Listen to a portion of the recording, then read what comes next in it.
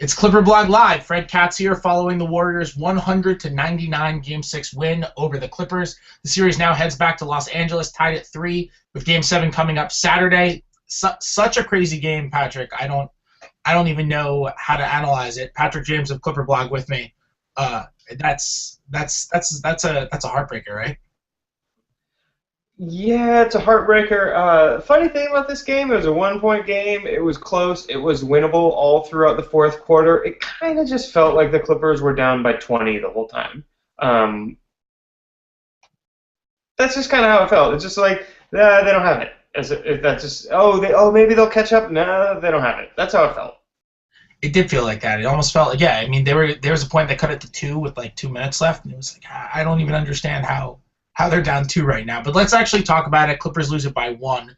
I guess it's poetic that at least from a Lawler's Law standpoint, that the Warriors hit 100 and then they end up winning by 1, right? And but what would you say was you talked about it. They only lost by 1. It felt like a 20-point blowout in some ways. What was their biggest problem tonight? What exactly went wrong? Well, if we want to talk about what the biggest problem was, it was not getting that rebound when they got a stop when they had cut the game to 2 with just over a minute to go. I think they had I believe DJ fouled Draymond Green or going for the rebound, and he just really should have gotten that. So that was the one play that would have changed it. I think they had gotten the stop that they hadn't been able to get. They had scored the last 2 possessions. If they get that, they score the next possession, then there's like a rhythm that you could establish for the foul shooting kind of final minute.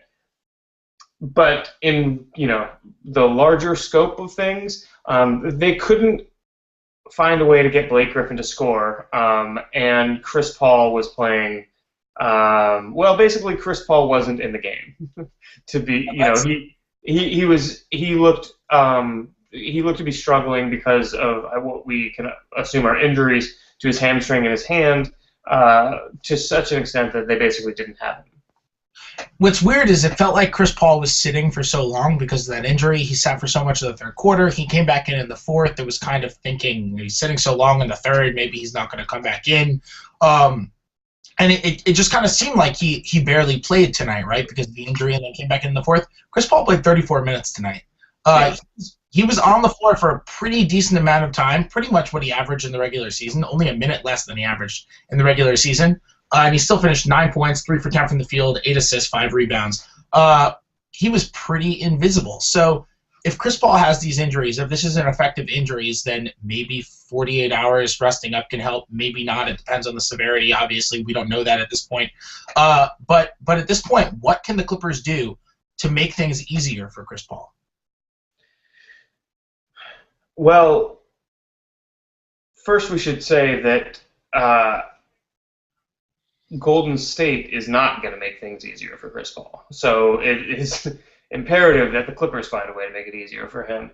They play great defense on him, and he's not making shots. I think what they need to do, this would help the other problem tonight of Blake Griffin, is you need Blake bringing the ball up court.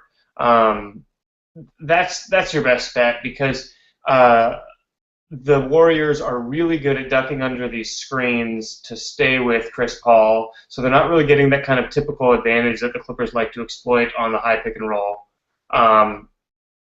So I say put the ball in Blake's hands. Have him bring the ball up court. If they want to double him while he's dribbling the ball with momentum up court, he's going to find the open man in transition. I think that's the thing, because if you have Chris Paul off the ball and J.J. Redick off the ball with Matt Barnes, who might be cutting, I think the offense would just kind of click a lot differently than it did tonight, when it just looked so ragged and stagnant. It's a strange transition from what we saw in the regular season, right? Because in the regular season, we saw Blake bring the ball up so much. And we saw it a ton in transition after he'd get rebounds and then go coast to coast, or he'd make a play in transition for somebody else or whatever it was. But we'd still see him bring the ball up. We'd see Chris Paul get it on inbounds, casually take 2 dribbles and then just pass up to Blake around half court, and they would start off their offense with Blake. Mm-hmm. That's kind of the problem. They're almost never doing that now. They're not really starting the offense with Blake, and you make a good point that Blake is way different, and Blake tonight also struggled, 8 for 24 from the field, and he started off 5 for 20. Blake is so much better when he already has momentum. You can't really double him when he's already moving. Problem is now he's getting the ball when he's at a standstill, right? And all of a sudden when he's 12 to 18 feet out, he gets the ball at a standstill, and then when he starts moving, he's already doubled, and he's recognizing those doubles late, and that is why the offense tends to become more stagnant when he's not really moving. Yeah, and I think, look, even if he's not the one bringing it up the court, when the Clippers push the pace a little bit and Griffin is able to establish low post position in the paint while the team is still in transition, not necessarily a fast break, just moving in transition, you saw it in the fourth quarter on a play where Griffin was able to get down low with single coverage and catch the ball in the paint with his back to the basket, and immediately a double team came to him, and right as like the hint of the double team comes, Griffin just does a little touch pass to Crawford for an open 3 in transition, and it's like, where was that all night, So it doesn't even need to be Griffin bringing the ball up. It just needs to be making the defense react instead of allowing the defense to set up and then trying to run your offense based on what it gives you. I just don't think that's the way you do it with this team. I think you want to be moving and forcing them to be on their heels. Yeah, I think it's fair to say that the offense, while not completely, but it had hints of 2012 and 2013 in this offense, and that's not really what you want to see progressing forward from last year's offenses, which were so stagnant in the playoffs against the Grizzlies and the Spurs. One thing we do have to note, though, like you said before, but we're not giving enough time. The Warriors' defense is really, really good. I mean, everyone thinks of the Warriors as this offensive juggernaut because they've got the Splash Brothers and they've got David Lee, who everyone knows as an offense first player, and they've got all these really good offensive players. But really, the Warriors were a top 3 defensive team this year if you look at points allowed per possession. They've got tremendous perimeter defenders. Draymond Green has just become such a good player. Oh, he's so good. Andre Iguodala is he honestly might be my favorite player to watch in the whole league. I think he's the best perimeter defender in the league right now, or at least he had the best perimeter defending season. Klay Thompson is a really wonderful defender and has done just nothing short of a fantastic job whenever he's guarding Chris Paul. And something that you have to note with Blake is that one of the reasons that Blake is, and I wrote about this a couple of days ago, one of the reasons that Blake is such a good post player when he's good is not necessarily because of his moves after he gets the ball. It's because he establishes great post position. But now Draymond Green is just pushing him out. All of these Warriors players are pushing him out to 8 feet, 12 feet, 14, 16 feet, and he's not comfortable. And when he recognizes those doubles late, that's when he's in trouble, right? The weird thing is, but in the fourth quarter, Griffin actually played those he actually did good things with them because he just, he went for he just used glass. It's like, okay, if I'm going to catch it out here, I'm just going to face up and go glass and just shoot that 14-footer. If he's going to do that and do it decisively, then that's going to be effective. Because Green can't really risk challenging that shot too hard in case Griffin still has his dribble to go by him. That said, in general, Green's doing an amazing job of what you said, pushing him out, way out there. And the Clippers are just being all too willing to let him, kind of let Griffin surrender a step to Green in the interest of, getting a better entry pass. When all of a sudden he's 17 feet from the basket and, there's 10 seconds left on the shot clock. If they double at that point and the Clippers don't have good spacing, they're not going to get a good shot. One thing that you also might want to know is some people might be asking, why is it that Blake Griffin is such a good passer, and yet whenever he's doubled now, he's kind of struggling to find the passing lanes? I think something we also have to note is that the Warriors, it's very possible that the Warriors communicate. It's hard to say exactly who communicates the best on defense. The Grizzlies communicate really well. The Pacers, until about a month ago, communicated really well. The Warriors communicate amazingly well defensively, and I think that it's probable that Andre Iguodala, if he wanted to, could just be like the best coach ever, because this is legitimately a stamp of every single Iguodala defense. Like, wherever he goes, they have an incredible communicating defense. Like Philadelphia a couple years ago when they were an 8 seed, his last year in Philly, great communicating defense. He goes to Denver, all of a sudden that team communicates like crazy. He leaves Denver, they're kind of discombobulated on defense. Now he goes to Golden State, and all of a sudden they know exactly where everyone is supposed to be. They know they play incredible help defense. They know exactly where everybody is. It's if you like watching defensive basketball, they're a very, and I know Mark Jackson gets a lot of flack, but this is something that he's done a tremendous job of. They communicate so well on the defensive end, and this is just mental. It's coaching. It's understanding the game. It's basketball IQ. They're as good as it is any other team in the league, and that's how they're able to play Griffin so effectively when they're aggressive, and they can still recover from it. Yeah, and it was a little bit of a caveat. It's worth kind of mentioning that Griffin also missed a couple of bunnies. Like the first offensive play of the game, he made a great little move, a spin move in the paint, and got the shot he wanted. And it was contested, but he got past the contest to kind of have like a clear path to the hoop and just, missed it. And he had like a couple different times where he got really deep position and just like missed it, off the rim. Where we were looking at an 8 for 24 game that could have easily been 12 for 24 game, and we're talking about how fantastic he was with the Warriors playing just as good of defense. There were some weird things happen tonight with that, but I would say it's more on the Warriors' good defense than Blake having a bad night. I think an optimist could look at this game and say, all right, the Clippers had a bad game from Blake Griffin, an uncharacteristically bad game from Blake Griffin. They had a very uncharacteristically bad game from an injured Chris Paul. They were missing open shots. JJ Redick was missing open shots. Redick 2 for 10 from 3 is it's so weird. If you were 3 for 10, it might not even feel like a bad game. It's true, but funny how that works. They were missing the open shots. They on the whole probably didn't play particularly well.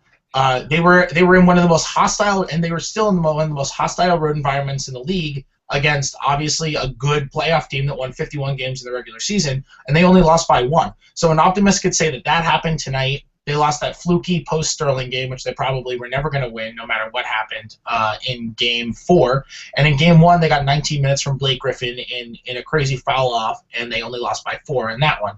And when the Clippers played well in Games 2, 3, and 5, especially when they got great games from DeAndre, which we'll get to in a second because I thought he played very well again tonight, they tended to win those games. So you can say, well, if the fluky stuff doesn't happen, then maybe they'll win this series and they can win Game 7 decisively at home. But at some point, if fluky stuff is happening every other game, maybe it's not fluky, right?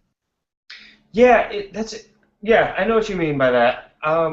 The one thing about tonight's game that was concerning, I think, or not the one thing, but one of the things was the Clippers. They only forced 8 turnovers for the Warriors.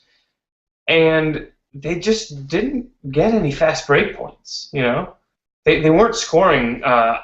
This is a team that, thrives off momentum, the Clippers. And absent that, you see what you were talking about before, like those shadows or shades of 2012. So I could see the optimist's view thinking like, okay, yeah, this is a good sign. Maybe they only lost by 1 when all these bad things happened. But at the same time, why did all these bad things happen? Yeah, exactly. It's the catch-22 of the playoffs, right?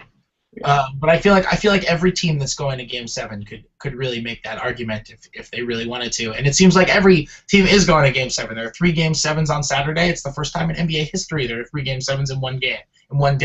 Ernie Johnson said on TNT after the game. So, and there could be more. We've got 3 more Game 6s tomorrow night. So there could be a lot of Game 7s in this first round. We got a lot of basketball left. Let's move on to actually some positive, because I thought that the Clippers defense was above average tonight, and that was mainly because they got 42 very good to outstanding minutes from DeAndre Jordan. He's been pretty incredible this entire series. He somewhat struggled in Game 1. He was obviously really poor in Game 4, but I honestly think that if there are any excuses that are valid, the excuse of whatever was happening right before Game 4 is as valid as any excuse you could possibly have before a playoff game. He was unbelievable in Games 2, 3, and 6, and 5, and I didn't think tonight was that much difference. When he's on the floor, the Clippers are a totally different defense. He had 19 boards again tonight. He had 4 blocks. He plays so many minutes. The guy is a freak. He doesn't miss games. He doesn't even play through injuries because he never even seems to get hurt, or at least we don't hear about it.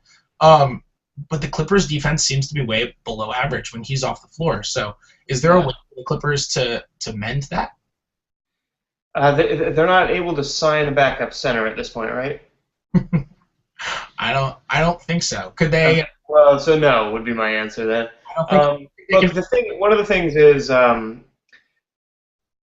lot. We've talked about Blake Griffin's improved defense, and that's a real thing.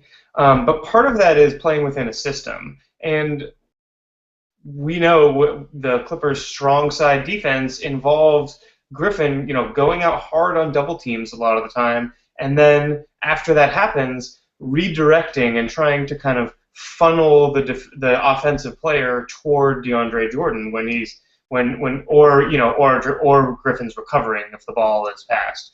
But whenever Blake is or Griffin's on the floor and Jordan is off the floor, you sometimes still get those situations where Griffin is trying to funnel the offensive player into the paint, but there's no rim protector there. There's just Jamal Crawford, who's rotated or whatever. And so there are a couple times where, based on the system, it's like Griffin is doing the right thing, but it just kind of results in a pretty easy score for the Warriors. And part of that is just not having a guy that the Clippers can turn to who can protect the rim when DeAndre Jordan sits down. So that's a problem. Yeah, I mean, I don't know what the answer to that is.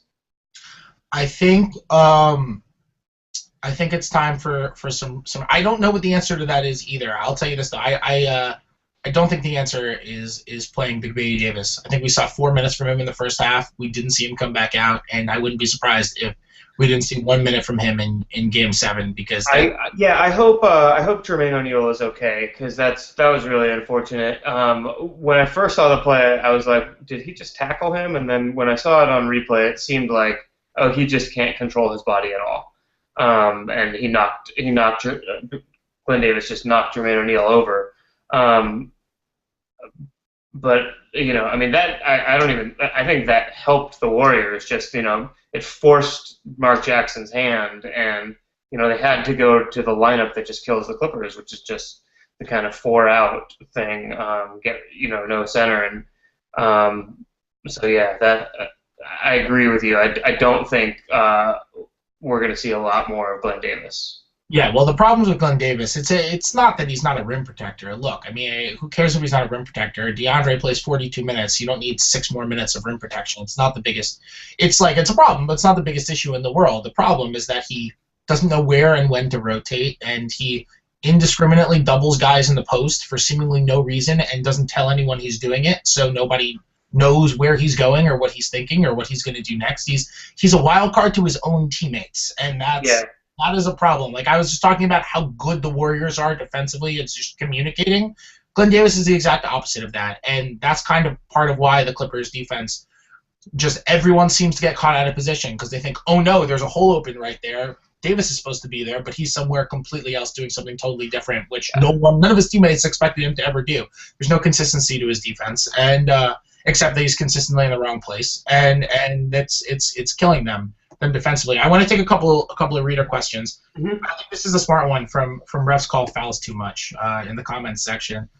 Chris Paul's got a lower body injury again. He's got a thumb injury again. At what point do we start to question his ability to stay healthy? I'm gonna do a spin-off of that question, and I'm gonna say that Chris Paul has had multiple different types of injuries this year.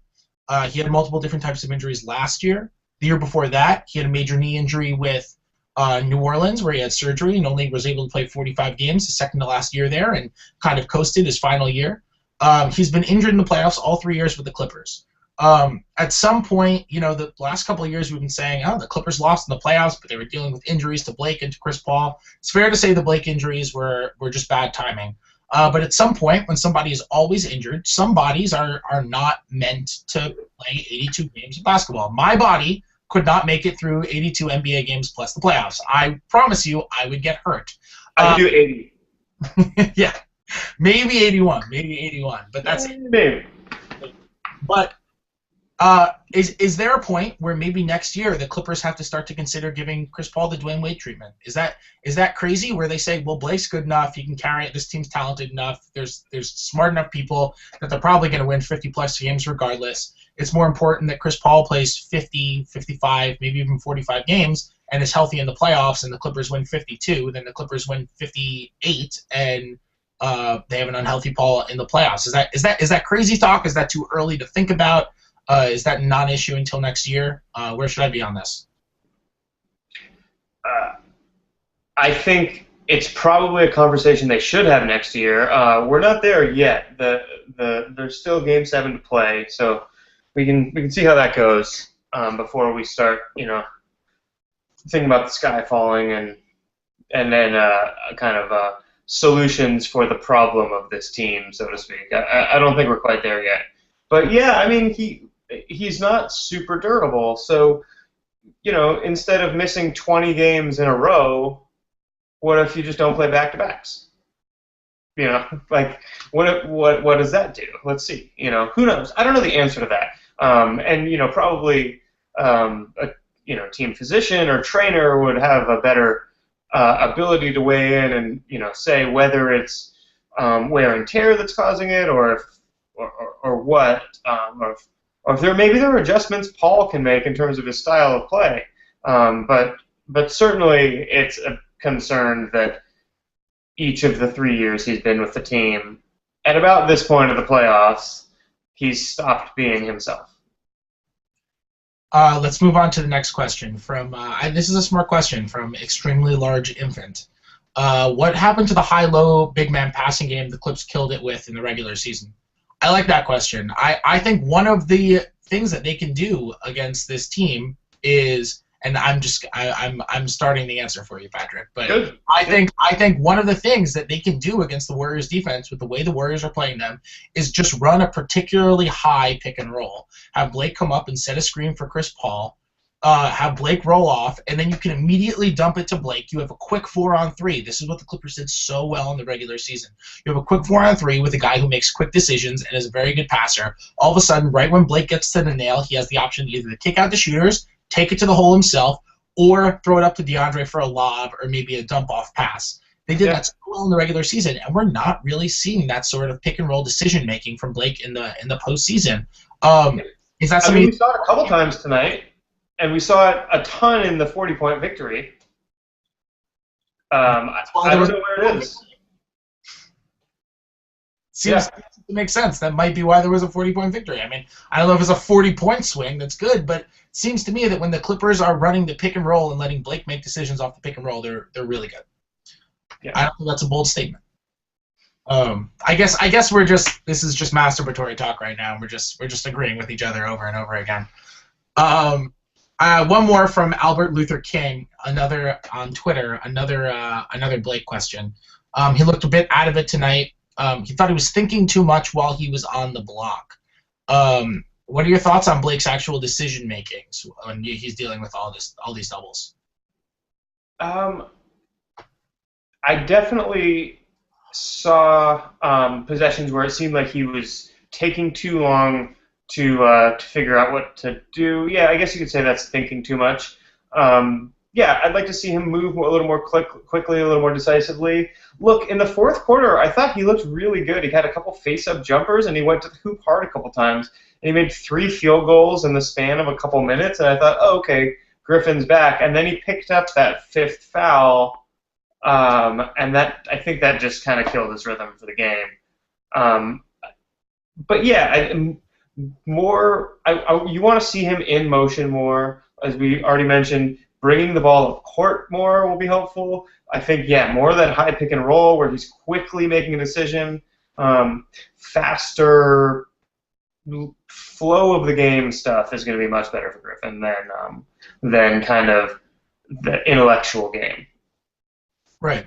Basically, you want Blake making plays off reflex. Yeah. And that's when he's going to be a little bit better. So Patrick, what should we expect for Game 7?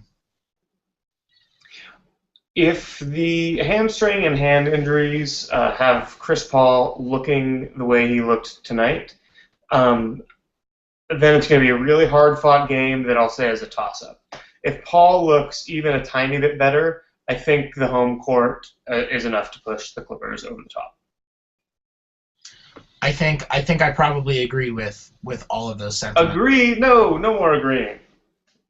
We have to. Okay, fine. You want me to hot sports take it? I think Chris Paul comes back in for the first time. All series is the best player on the floor. I don't know. Awesome. I look forward to watching that game. That's a made-up hot sports take. I don't think that's true. He's very injured. That's probably not going to happen. But if it does happen, then I'll say I predicted it. Also, after giving Andrew so much crap after saying that I picked the Clippers in 6 and him saying nobody closes out on the road, well, guess what? Memphis played Game 6 tonight. I guess Memphis lost at home, but the Clippers then went on the road and tried to close it out on the road with a 3-2 lead, and they couldn't do it. So yeah. It's not boding well for me. Well, good job, Warriors. They did what they needed to do tonight. Exactly. Great game from Golden State for sure. They played a really solid defensive game tonight. That's going to do it for us. The Clippers dropped tonight's game 100-99, a heartbreaker in Game 6. For Patrick James, I'm Fred Katz. See you Saturday after Game 7.